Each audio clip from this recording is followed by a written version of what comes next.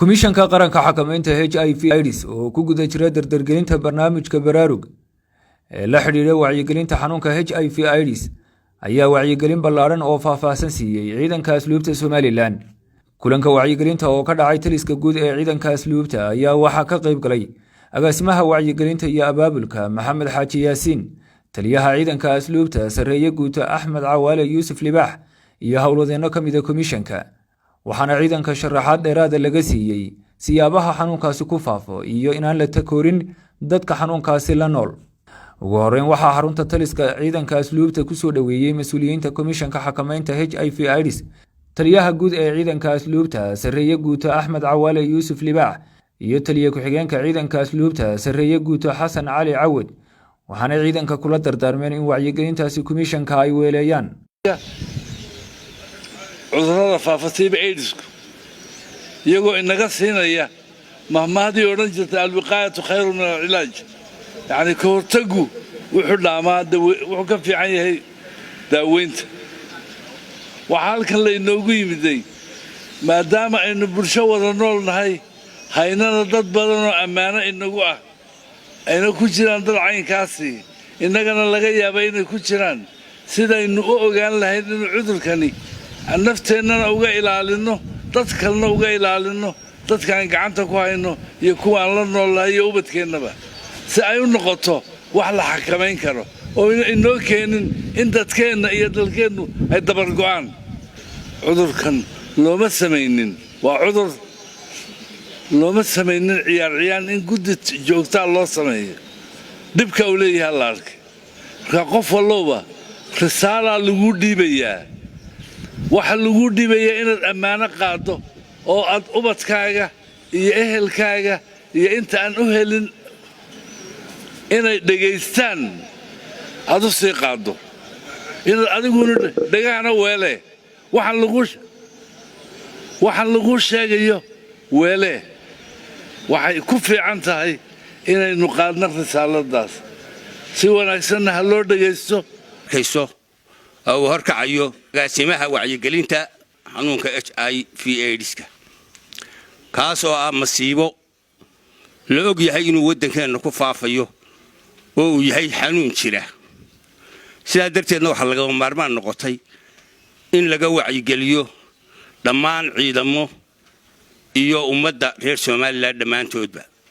saaka inaga ayay taliska inagu soo booqdeen, inana halkan inuu ku soo dhaweynay maadaama aynu saraakiishii ciidanka nahay, xil badanna inaga saaran yahay dhammaan ciidamada asluubtu meel kasta ay joogeen. sidoo saaka inoo sheegay taliyaha guud ee ciidanka asluubtu ee uu inoogu daafuray shirkan iyo guddidan hawsha ay hayaan inaynu gacan weyn ku siino ayaa la inooga baahan yahay. sidaa darteed waxaynu aan idinku boorinayaa inaad u lugu yeelataan hawlahan ay muddada kooban inaga wacyigelin doonaan ay u socdaan. dhinaca kale waxaa halkaasi hadalka iska daba qaatay Hilaal oo ka mid ah howlwadeenada iyo dhakhaatiirta komishanka ee bixinayay wacyigelinta HIV/AIDS, waxaanay ku dheeraadeen xanuunkaasi siyaabaha looga hortago, qaabka uu faafo iyo dadka la nool xanuunkaasi sida loola dhaqmo. waxaanay goobtaasi ka shaaciyeen lambar gaaban oo lagala soo xiriirayo komishanka oo laga helayo warbixin dhammaystiran oo la xiriira HIV/AIDS. soo jeedinayaa oo idinku boorinayaa oo idin leeyahay dadka xanuunka la nool yaan la faquuqin markaad goobaha joogtaan shaqada, laana qofka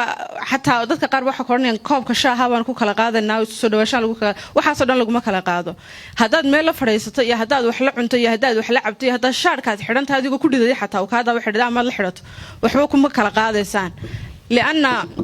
saddex qodob oo waaweyn ee la soo sheegay ah galmada iyo dhiigga iyo hooyada ilmaheedu gudbinaysa. marka inta laga yimaado nolosha inta kale oo dhan qofkii HIV-ga qabay kuma gudbinayo. waxaanu leenahay lambar aad ka soo wici karto oo si free aad u soo qaraaci karto xilligaad u baahato wax macluumaad oo HIV-ga ku saabsan. waxa weeyaan 328. markaad lambarka soo qaraacayso lama arkayo cidana soo qaraacaysa cid tahay, laakiin wixii information aad u baahantay in laga jaahil saaro iyo wixii macluumaad ee HIV-ga ku saabsan kaawad ka helaysa hadii la yiraahdo. fayraskaasi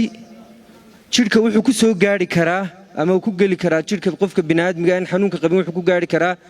siyaabo dhowr ah. siyaabaha dhowrka ah oo qofka qaba uu ugu gudbiyo qofka aan xanuunkan qabin. waxa kale oo jira oo xanuunkan uu ku gudbaa dhiigga qofka xanuunka qaba oo si uu ku gaadha dhiiggan kale ee qofka aan xanuunka qabin ama ha jarto walax jartay qofkan xanuunka qaba oo qofkani la isticmaalay oo dabeetana isagana jartay isagoo ku kaydsan fayraskii oo sidaa ku gala ama dhiig aan la hubinin tusaale ahaan oo kale oo sidaas isaguna jirkiisii qofka kale ku gala oo lagu shubo dabadeetana uu sidaa ku galo. waxa kale oo uu xanuunkan gudbisa haddii hooyada xanuunka la nooli ay xanuunkii waxay u gudbin kartaa ilmaheeda yar ee uurka ku jira dhowr marxaladoodba way u gudbin kartaa oo ay ka mid tahay xanuunkan waxaa inta badan laga duulaa si looga hortago qofku inuu ogaado badqabkiisii ama maxaa la yidhaahdaa uu is ogaado isbaadho ka hor guurka ka hor si maxaa la yidhaahdaa badqabka isaga iyo badqabkii qoyskiisaba uu maxaa la yidhaahdaa uga taliyo. gabagabadii waxaa goobtaasi ka hadlay agaasimaha wacyigelinta iyo abaabulka komishanka qaran ee xakamaynta HIV/AIDS maxamed xaaji yaasiin waxaanuu ciidanka iyo saraakiisha u soo jeediyey in dadka maxaabiista ah ay siiyaan fursad lagu baadho oo xanuunkaasi lagaga eego waxaanu ku baaqay inaan la takoorin dadka la nool xanuunka HIV/AIDS loona baahan yahay in la siiyo dhiirigelin buuxda oo bulshada si ay bulshada ugu dhex noolaadaan. annagu asluubta ahmiyad weyn baanu siinay maadaama yihiin ciidanka ugu halista faraha badan leh ee dadka sanadada dheer la xukumayo gacanta ku haya ahmiyad weynna qaranka waa u leedihiin. waxaan idinka mahadnaqaynaa sida fiican ee jaaniska noo siiseen sida qarankiina diyaarka ugu tihiin sidaan qarankiina heeganka ugu tihiin ayaan annaguna dhinaca kale wacyigelinta u qaabilsannahay qaranka oo aanu doonaynaa inaynu mijo iyo madaxba isgaadhno insha allahu tacaala oo aynu wacyigelintaa cid walba gaadhsiino. sheikhii wadaadkaa wuxuu yidhi yaa waacid nafsak ninkaagan wax wacdiyow horta naftaada ka bilow. marka waxa weye waxaad ogtihiin un baanu idiin sheegaynaa boodhka sida ku cad barnaamijka waxa la dhaha baraarug dhammaan ciidamada kala duwan ee qiimaha lana waanu wada maraynaa. iminkaas waxaa idinka horreeyey ciidankii dadamiska waxaanu ku xigsiinaynaa idinkoo asluubtiya sidaasaan u wadaynaa insha allahu tacaala. intaa haddaba maanta aanu idiin sheegnay ma rabno inay noqoto mid aad la seexataan ma rabno mid ay noqoto inaad idinku koobnaato. waxaanu doonaynaa haddaannu komishankii nahay wixii aanu idin soo gaadhsiinay inaad idinkuna dadka gaadhsiisaan ciddaa ka mas-uulka tihiin iyo ciddaa haysaanba. runtii waxaynu gaari doonaa darajo insha allahu tacaala aynu ku baadhno dadka oo aynu ku ogaanno xanuunkii kuwa inoo xidhan laftigooda xaqa wixii ay u lahaayeen inaynu halkooda ku siino oo la baadho oo ciddii xanuunka laga helo dawaa loo qoraya. runtii horta xanuunkan sidiina looga soo sheekeeyey ee dhakhtarkii iyo madaxii wacyigelintu way nooga sheekeeyeen sideedamaadkii buu waddanka soo galay laakiin waa xanuun halistiisa loo xanuunada kale wuxuu dheer yahay isagu waxa weeye waa fayraskaasi wuxuu dilayaa unugyada jidhka ayuu berigii hore cuni jiray qofku daqiiqada laydhaa xanuunkaasaa laga helay markan dhaqankeennii hore laydhaa aids baa laga helay qofka waa laga sisi jiray waanu isbedeli jiray. laakiin maanta dee nimankan